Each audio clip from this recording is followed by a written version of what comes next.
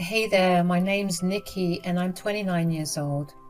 The story I want to tell you about today is about my nightmare of a mother-in-law who got served by karma in the worst way possible. But of course, that serving did not come without a lot of hurt and anger.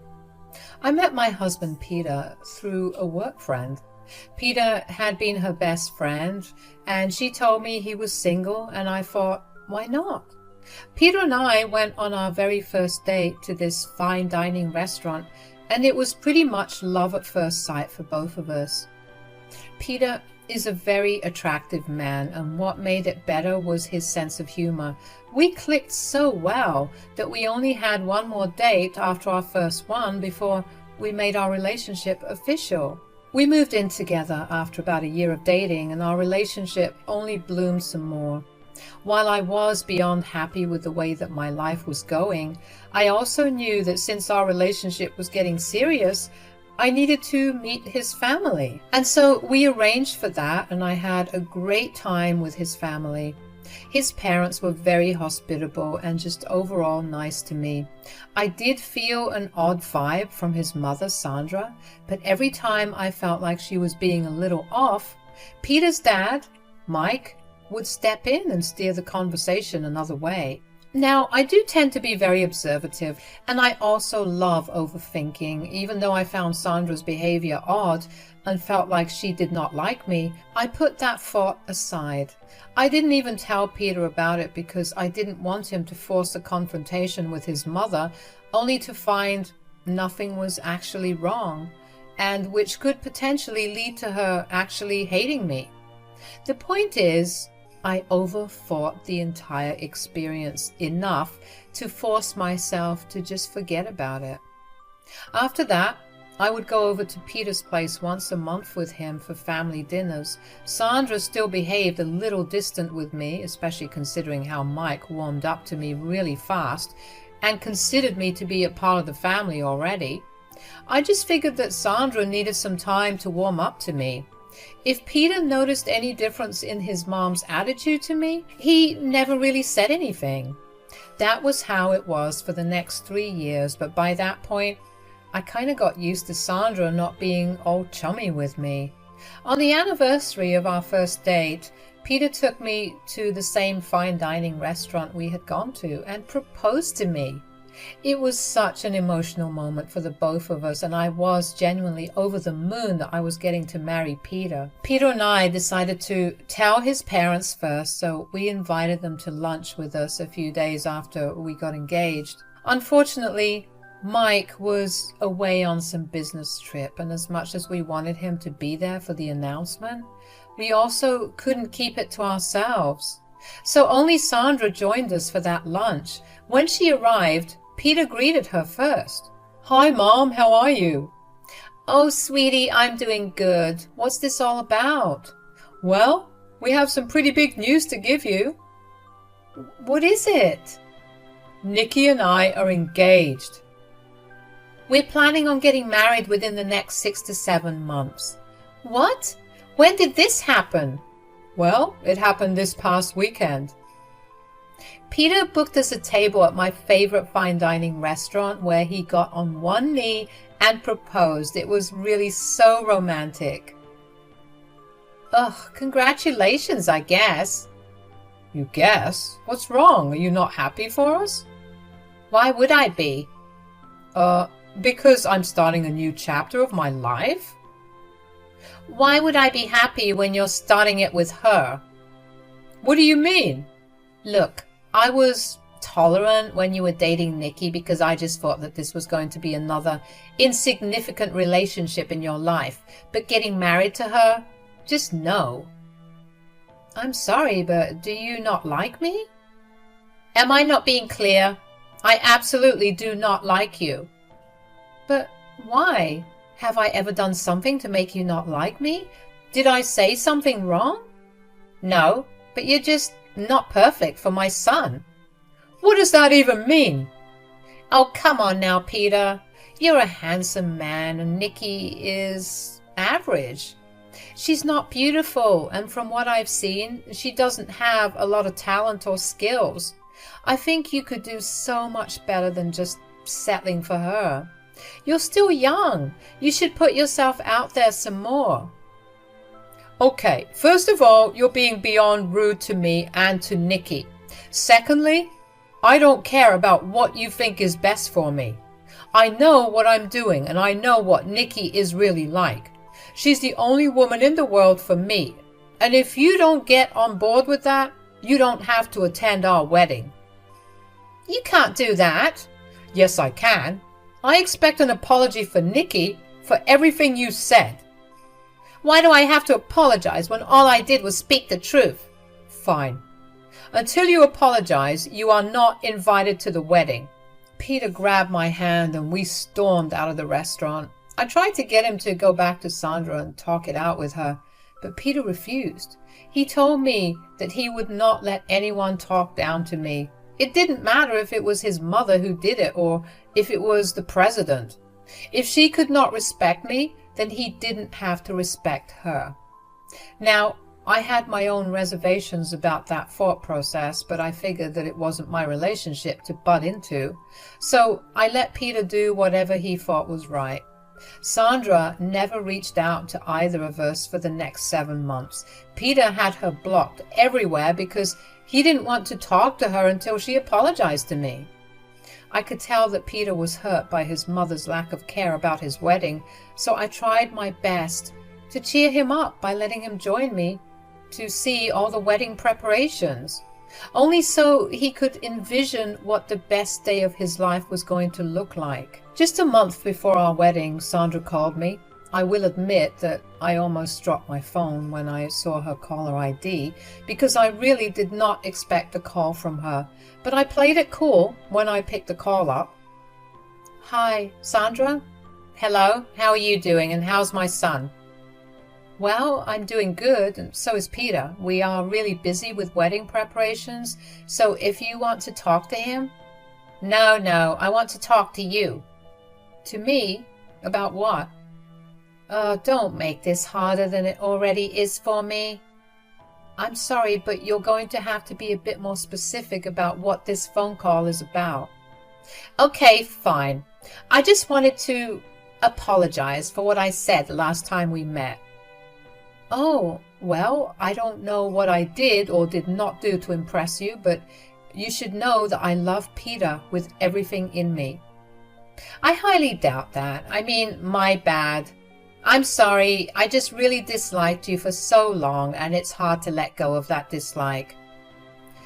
I get it. You're overprotective of Peter. I'm that way with him too. I mean, even if you don't like me, at least you know that I only have his best interests at heart. Yeah, well, I almost contemplated not coming to his wedding because I wanted him to learn a lesson and probably rethink his decision to marry you. Huh? Okay. But the more I thought about it and the more I spoke to Mike about it, the more I realized that I was kind of being a jerk.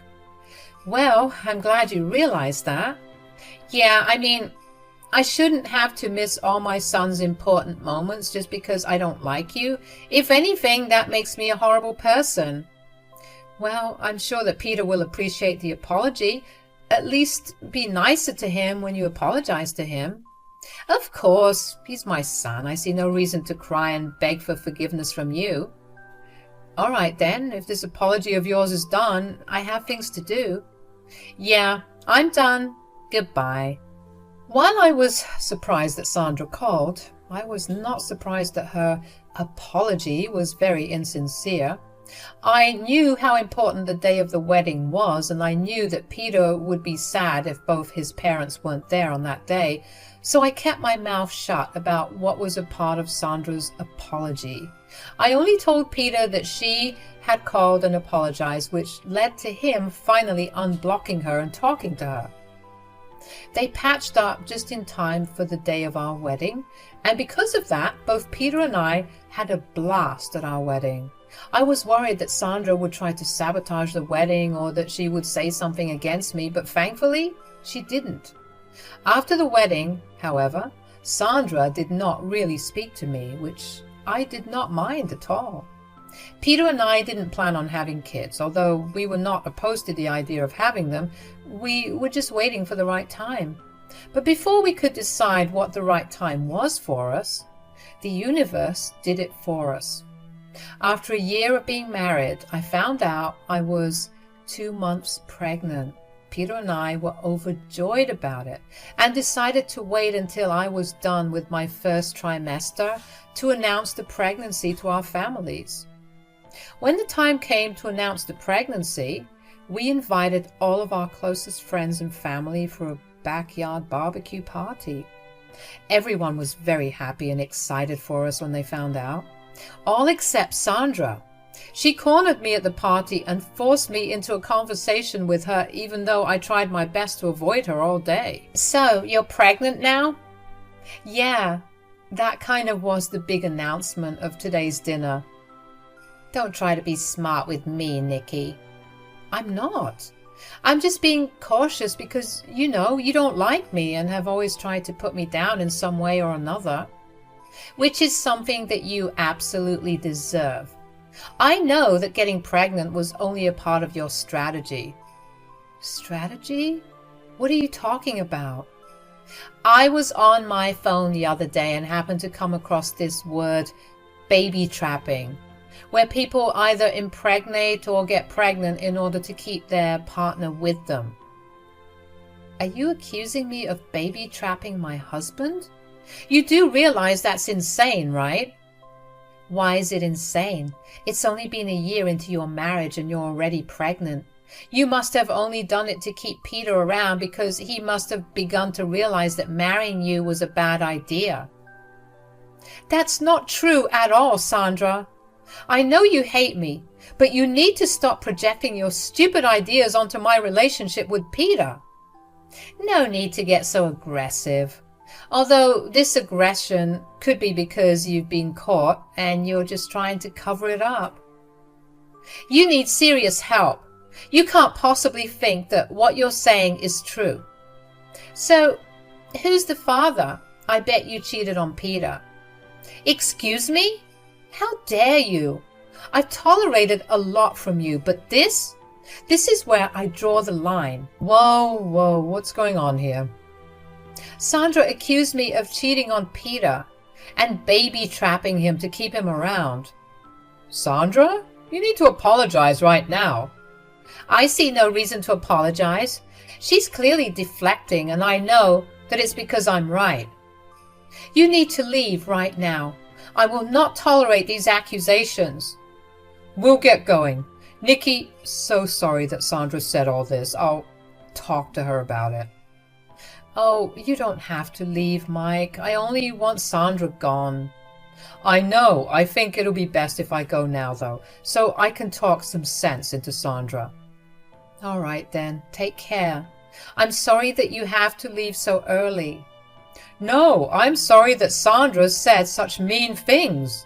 I was angry that Mike had to suffer because of what Sandra said. Peter was also upset with the things that his mother said, but didn't say a word to her because I asked him not to.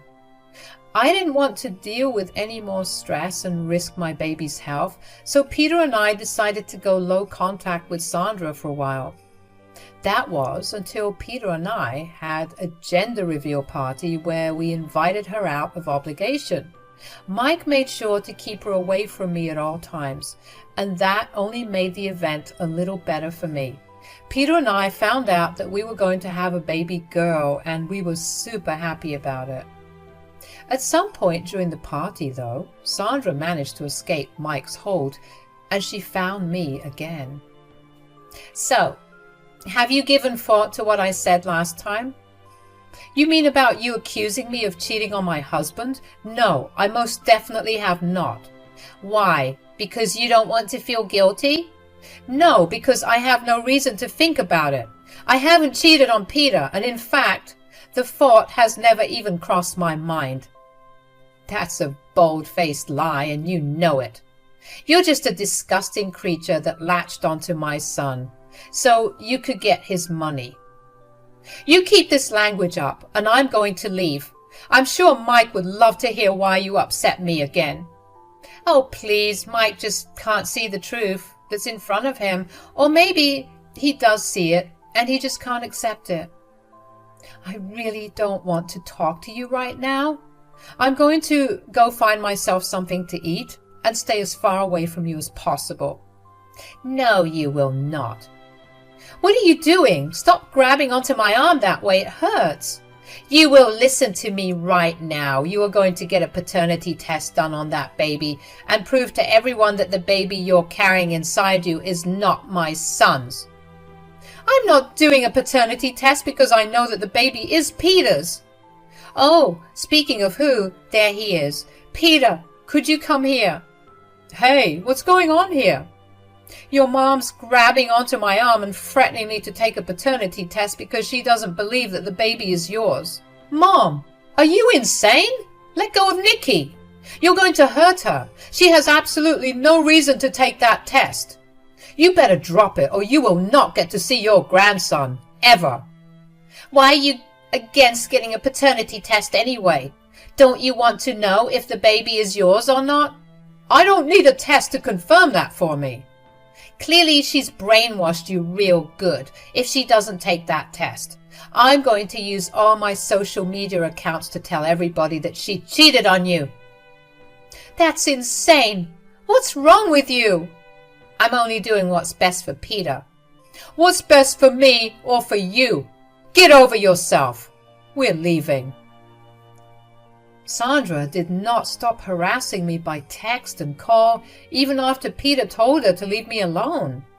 She kept telling me that I needed to get that paternity test done, and even went as far as to send me a screenshot of the social media post that she intended to make, slandering my name if I didn't take the paternity test on my baby. Even though I didn't care about what she thought, I kind of wanted to rub her ignorance in her face. So after I gave birth to my beautiful daughter, I immediately had a paternity test done and a DNA test done. The results took a few weeks to come, and what I saw shocked me.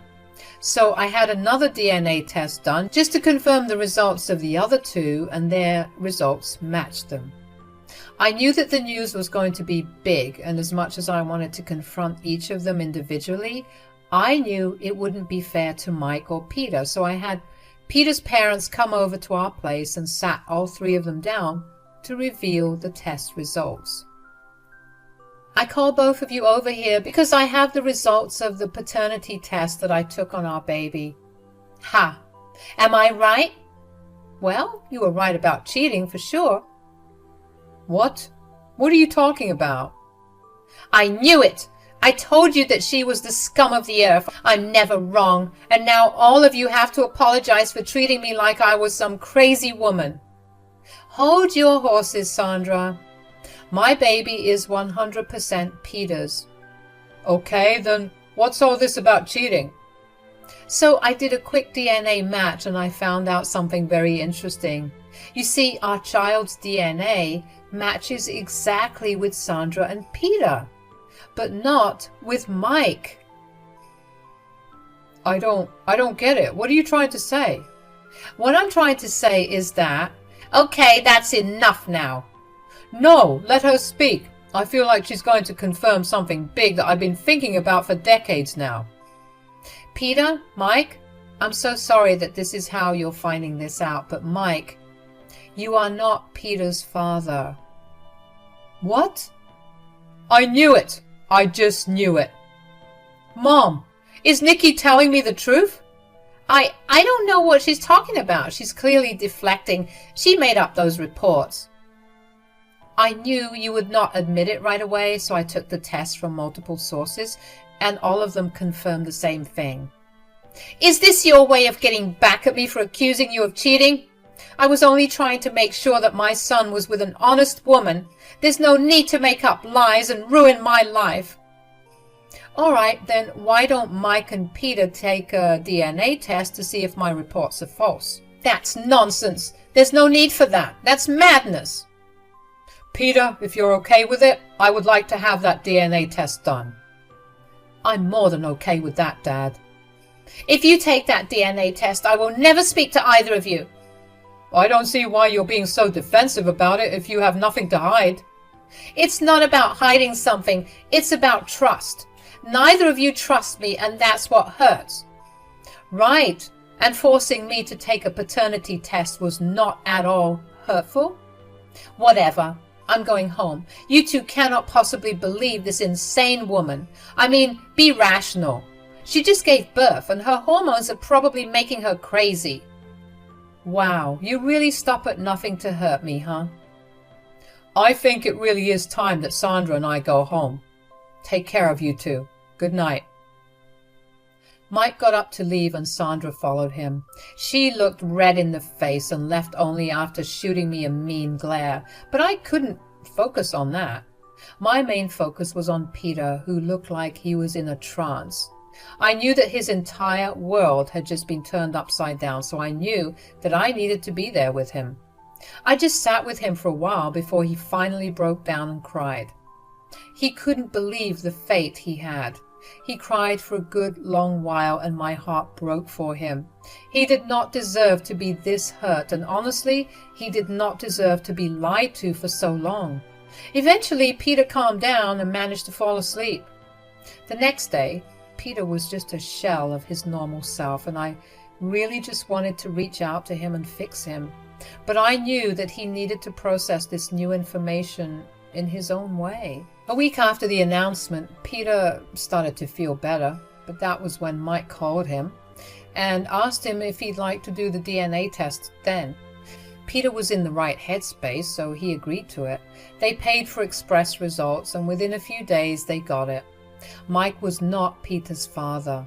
It should not have surprised us, because we already knew that I was not lying with the DNA test that I had done, but seeing it once again felt like adding salt to a wound. Mike and Peter ended up spending a lot of time at our place just crying and talking about how they felt. Mike assured Peter that he would always be his son regardless of the biological aspect. I knew that those words comforted Peter a lot. I knew that was one of his biggest fears, that Mike would cut all contact with him for his mother's crime. But once that fear was eased, Peter finally felt anger towards his mother. He asked Mike what he planned to do, and Mike told us that he was going to divorce Sandra. So we helped him find the best divorce lawyer that we could and got the filing process started. In the meantime, Mike also went back to his place and managed to get a confession out of Sandra. Sandra tried to deflect from the truth again, but eventually confessed that Peter was the son of one of her closest friends growing up. This friend lived across the country, and when he had come to town, Sandra met him and ended up doing more than just meeting him. All of this happened a year into her marriage with Mike. Mike was beyond devastated and came over to our place to stay with us until he got his emotions and thoughts in check. Of course, we welcomed him with open arms, and we spent a lot of nights just talking about everything. It made me irrationally angry to see Mike so hurt, because he truly was a good man, and he didn't deserve an ounce of what Sandra did to him. I knew exactly when Sandra got served with the divorce papers, because she called me for the first time since Mike came over. Hello? I don't want your hello. Give the phone to Mike right now. He doesn't want to talk to you, Sandra. Give him some space and time. It's the least you could do after all your lies. You don't get to tell me what to do and what not to do. You ruined my life. I don't want to get divorced, and it's all because of you that this is happening to me. You shouldn't be blaming me for what you did. I made a mistake, but you didn't have to bring it out to light. You could have just quietly told us that your child was Peter's and kept the other part to yourself. Why would I do that? I don't want to be a part of your lies. I would not be any different from you if I did that. Besides, the irony of you calling me the scum of the earth when you thought I cheated is funny now in hindsight. If I didn't say anything, I'd be just that. You are not any better than me. I just know it. Look, you can whine all you want, but you still have to face the consequences of your actions. I got away with it for so long until you came along. I should have tried harder to get Peter to let you go. It's sad that you feel no remorse for your actions, but only for you getting caught. You have no idea how you've devastated both Mike and Peter. You need to stop thinking about yourself for one moment and let the two of them just process the lies. There's no need for all that. If they just listened to me instead of you, they would be completely fine right now. Why would they believe what you have to say now when you've lied to them for 30 years? Why would they believe the words of a woman who's only been in their lives for less than 5 years? They're such fools. Okay, that's enough. You've done enough to hurt them, and I will not let you hurt them anymore. Stop calling them and stop calling me. If you really want to talk to Mike, you can talk to him through his lawyer. No, don't hang up. Let me talk to them. Let me at least say sorry. Bye, Sandra. The absolute nerve that Sandra had to still insult me, and her husband and son too, was astounding. I was fuming with rage after that call. I almost did not want to tell Peter and Mike, but I knew that wouldn't be the right thing to do. The two of them also got really mad when I told them about the phone call. Peter almost walked out of the house to go meet Sandra and give her a piece of his mind, but Mike and I convinced him not to. Sandra was beyond any rational thought. She only saw herself and her benefits. No matter what Peter would say, in Sandra's eyes, she would always be the victim. Instead, we focused our energies on helping Mike with the divorce. We made sure to get as much as we could out of the divorce. Thankfully, Mike had kept a good portion of his assets in his name, and Sandra had no links to any of them.